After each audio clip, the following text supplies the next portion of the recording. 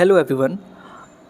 आज हम physical chemistry के क्लास 11th के फर्स्ट चैप्टर की तरफ मूव करने जा रहे हैं, जो कि class 11th, class 12th, NEET या जेई सबके पॉइंट ऑफ व्यू से काफ़ी इंपॉर्टेंट चैप्टर भी है। और ये इसको पढ़ाने की नीड इसलिए है, इसको हम इग्नोर इसलिए नहीं कर सकते क्योंकि आगे के चैप्टर में जो हमारा एक क्या बोल सकते हैं, हमें कैसे बढ़ना है, आगे हमें क्या क्या डील करना होगा, किस चैप्टर में हमें क्या चीज़ें मिलेंगी, वो अब आज हम यहीं पे सीखेंगे इसी टॉपिक से पर्टिकुलर। बिना किसी टाइम को वेस्ट करते हुए हम स्टार्ट करते हैं। जैसे अगर हम बात करें तो जो पूरा ब्रह्मांड है, पूरा जो यूनिवर्स है, वो दो चीज़ों से मिलकर बना है। पहला है मैटर, दूसरा है रेडिएशन, जिसे हम एनर्जी के नाम से बुलाते हैं। चाहे ब्रह्मांड में, जैसे अगर आप यूनिवर्स की बात करो तो आपको पता है कि क्लस्टर ऑफ गैलेक्सी से मिलकर बना है। क्लस्टर का मतलब गुच्छा, यानी कई सारे गैलेक्सीज़ मिल करके हमारे यूनिवर्स को फॉर्म करते हैं। किसी गैलेक्सी में होता क्या है, तो किसी गैलेक्सी में स्टार्स होते हैं, डस्ट होता है, गैसेस होते हैं। यानी लिटरली अगर हम बात करें तो हमारे किसी भी आप यूनिवर्स, किसी भी गैलेक्सी की भी बात कर लो तो जनरली उसमें मैटर या रेडिएशन या फिर जिसे आप एनर्जी के नाम से बुलाते हो, यही हमें देखने को मिलता है। बच्चों, मैटर को फर्दर क्लासीफाई किया गया है दो बातों पे। एक तो उनके फिजिकल स्टेट के बेसिस पे, दूसरा उनके केमिकल नेचर के बेसिस पे। जैसे फिजिकल स्टेट में अगर आप देखो तो आपको अपने सराउंडिंग में मैटर मेनली तीन फॉर्म में देखने को मिलता है। मैंने मेनली इसलिए बोला क्योंकि मैटर के और भी फिजिकल स्टेट होते हैं, लेकिन वो जनरली हमें उतने देखने को नहीं मिलते, तो हम उनके बारे में ना पढ़ करके जो आपके सिलेबस में है उतना ही केवल हम डील करेंगे। तो देखिए, आप फिजिकल स्टेट के बेसिस पे मैटर अगर हम देखें तो तीन भागों में बांटा गया है। एक तो सॉलिड स्टेट के बेसिस पे, एक लिक्विड, और तीसरा हमारा है गैसेस स्टेट। लिक्विड और गैस को कलेक्टिवली हम फ्लूइड भी कहते हैं क्योंकि इनके पास टेंडेंसी होती है फ्लो करने की। चलिए, ये तो उनके फिजिकल स्टेट के बेसिस पे हम लोगों ने इनका कैटेगराइजेशन किया है। देखिए, अब आप सोच रहे होंगे कि हमें इसको पढ़ने की क्या नीड है, क्योंकि क्लास 12th में अगर आप केमिस्ट्री में देखोगे तो फर्स्ट चैप्टर सॉलिड है, एंड अगर क्लास 11th में अगर आप जब स्टेट ऑफ मैटर चैप्टर पढ़ोगे तो वहाँ पे आप लिक्विड स्टेट के बारे में डील करोगे और मैटर के गैसेस स्टेट के बारे में भी स्टडी करोगे।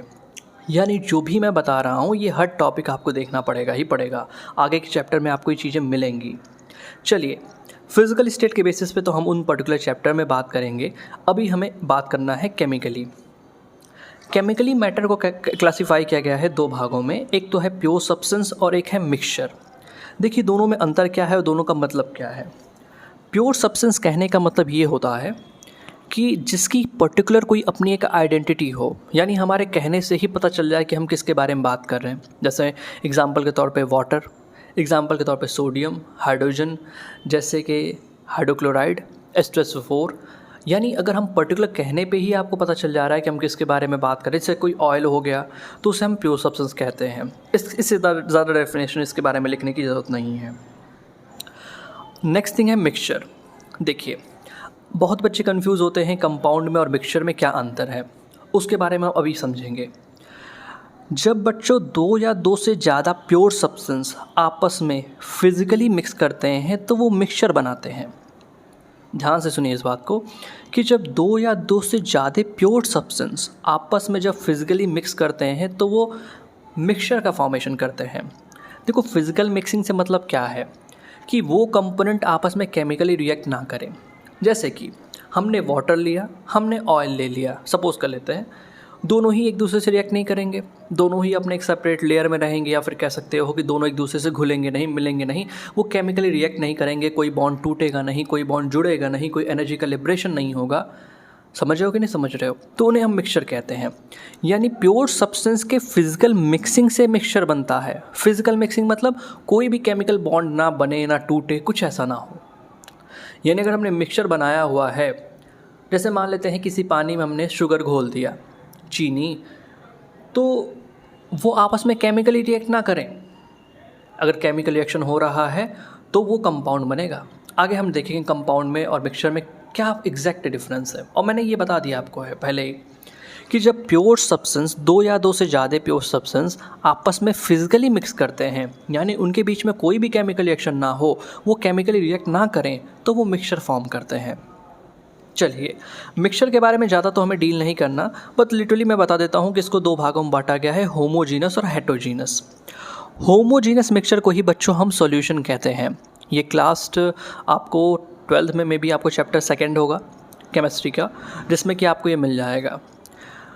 सॉल्यूशन के बारे में हमें वहाँ डील करना है, तो इसलिए हम फर्दर इसको क्लासीफाई नहीं कर रहे हैं, फर्दर आगे लेके नहीं चल रहे हैं, ये आप पर्टिकुलर चैप्टर में डील करोगे। हाँ, मैं होमोजीनस का मतलब समझा देता हूँ।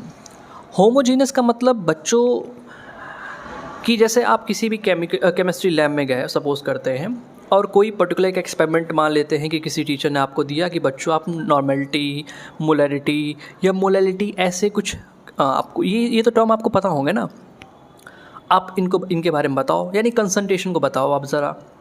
सपोज़ करते हैं कि 50 बच्चों की क्लास है, पहले बच्चे ने आकर के बीकर में अपना सॉल्यूशन लिया, उसने एक्सपेरिमेंट परफॉर्म किया, और 50वें बच्चे ने एक्सपेरिमेंट परफॉर्म किया। पहले की मोलैरिटी कुछ और आ रही है, दूसरे बच्चे की कुछ और आ रही है, तो इसे हम हेटेरोजीनस कहते हैं। होमोजीनस का मतलब बच्चों ये होता है कि कंसंट्रेशन में वेरिएशन ना देखने को मिले। और कंसंट्रेशन क्या होता है? तो कंसंट्रेशन बच्चा रेशियो होता है सॉल्यूट अपॉन सॉल्वेंट का, या फिर सॉल्यूट अपॉन सॉल्यूशन का रेशियो होता है।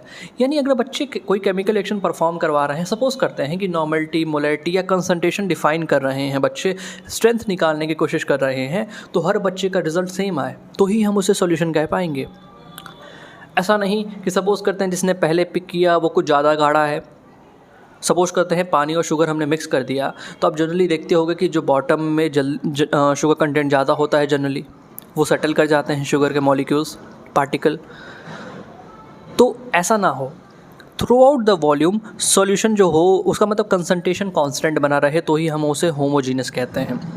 चलिए, हम सॉल्यूशन चैप्टर में इसको फर्दर डीप में समझेंगे। मैंने आपको बस समझा दिया है कैसे इसका हम लोगों ने होमोजीनस का मतलब क्या होता है। हमें जो पढ़ना है आगे वो ये है कि प्योर सब्सटेंस को बच्चों फर्दर क्लासीफाई किया गया है एलिमेंट में और कंपाउंड में। अब देखिए, एलिमेंट और कंपाउंड में क्या डिफरेंस है। एलिमेंट बच्चों एक ही प्रकार के पार्टिकल से मिलके बने होते हैं, एक ही प्रकार के पार्टिकल से मिलके बने होते हैं। They can either be atom, they can either be molecule. जैसे सपोज करते हैं कि अगर हमने सोडियम का कोई एलिमेंट पिक किया, एक छोटा सा टुकड़ा उठाया, तो बच्चों वो सोडियम के एटम से मिलके बना होगा, उसके अंदर मिलियन ट्रिलियंस ऑफ सोडियम के एटम होंगे। यानी अगर आप थोड़ा सा सोडियम एलिमेंट उठा रहे हो, पिक कर रहे हो, तो जनरली वो सोडियम के एटम से मिलके बना होगा पूरा। और वहीं पे अगर आप हाइड्रोजन की बात करो, तो हाइड्रोजन बच्चों एक एलिमेंट है जिसको आप पीरियोडिक टेबल में स्टडी करते हो। लेकिन जब आप हाइड्रोजन ढूंढने जाओगे, तो अगर आप हाइड्रोजन का गैस लेकर के आओगे तो उसके अंदर हाइड्रोजन मॉलिक्यूल के फॉर्म में होगा। यानी अगर आप एक हाइड्रोजन गैस का पर्टिकुलर सिलेंडर लेकर के आते हो, तो बच्चों उसके अंदर मिलियन ट्रिलियंस ऑफ हाइड्रोजन के मॉलिक्यूल्स पाए जाएंगे, लेकिन सारे ही हाइड्रोजन के मॉलिक्यूल्स हैं। यानी एलिमेंट कहने का मतलब है कि जो एक पार्टिकल से मिलकर बना हो, एक मतलब एक ही तरह के पार्टिकल से मिलकर के बना हो। मेरा कहने का मतलब ये है, यानी अगर आप सोडियम का टुकड़ा ले रहे हो तो सारे के सारे उसके अंदर सोडियम के एटम्स हों। अगर आप हाइड्रोजन गैस पिक करके लेकर के आ रहे हो तो उसके अंदर हाइड्रोजन के मॉलिक्यूल्स ही आपको मिलेंगे। यानी केवल जो एक प्रकार के पार्टिकल से मिलकर बने होते हैं उनको हम एलिमेंट कहते हैं, जो कि आप पीरियोडिक टेबल में स्टडी करते हो। अगर आप क्लोरीन ढूंढने जाओगे तो आपको क्लोरीन का मॉलिक्यूल मिलेगा, ना कि क्लोरीन एटम मिलेगा। कंपाउंड क्या होता है? तो देखिए बच्चों, जब दो या दो से ज़्यादा एलिमेंट आपस में केमिकली रिएक्ट करते हैं तो वो कंपाउंड का फॉर्मेशन करते हैं। देखिए, जब प्योर सब्सटेंस दो या दो से ज़्यादा रिएक्ट कर रहे थे, वो भी फिजिकली तो मिक्सचर बना रहे थे। और मैंने यहाँ पे क्या कहा कि जब दो या दो से ज़्यादा एलिमेंट आपस में केमिकली रिएक्ट करें तो वो कंपाउंड का फॉर्मेशन करते हैं। यहाँ मैंने फिजिकल मिक्सिंग की बात की, यहाँ मैंने केमिकली बात किया, ये केमिकली रिएक्ट करें। यानी बच्चों मेरा कहने का मतलब ये है कि यहाँ पे केमिकल बॉन्ड बनेगा, कुछ बॉन्ड टूटेंगे, कुछ बॉन्ड जुड़ेगा। जैसे कि हाइड्रोजन की बात करें तो हाइड्रोजन एक हमारा एलिमेंट है। हाइड्रोजन ने मान लेते हैं क्लोरीन से कंबाइन किया, तो सपोज कर देते हैं इसने HCl फॉर्म कर दिया, या फिर एग्जांपल के तौर पे H2 + ½ O2 गिव्स H2O। अब देखिए बच्चों, हाइड्रोजन एलिमेंट है, ऑक्सीजन भी एलिमेंट है। अब देख पा रहे हो कि दो एलिमेंट आपस में कंबाइन कर रहे हैं तो कंपाउंड बना रहे हैं। मैंने क्यों बोला कंपाउंड बना रहे हैं?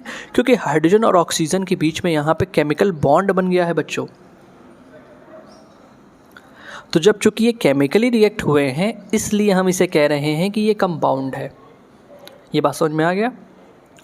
वहीं पे मिक्सचर में क्या होता है कि जो भी कंपोनेंट होते हैं, सपोज करते हैं कि दो प्योर सब्सटेंस को मिला करके हमने कोई मिक्सचर बनाया हुआ है, तो उस मिक्सचर के अंदर दोनों ही कंपोनेंट सेपरेटली रह रहे हैं अपना, वो केमिकली रिएक्ट नहीं करेंगे। लेकिन जब एलिमेंट कंबाइन करते हैं, केमिकली रिएक्ट करते हैं, तो वो कंपाउंड बनाते हैं।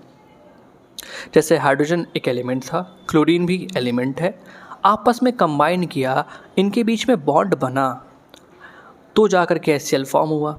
यानी देख रहे हो कि इसमें केमिकल बॉन्ड इन्वॉल्व है, कुछ बॉन्ड टूट रहे होंगे, कुछ बॉन्ड बन रहे होंगे, केमिकल चेंज आ रहा होगा, तो कंपाउंड बनता है।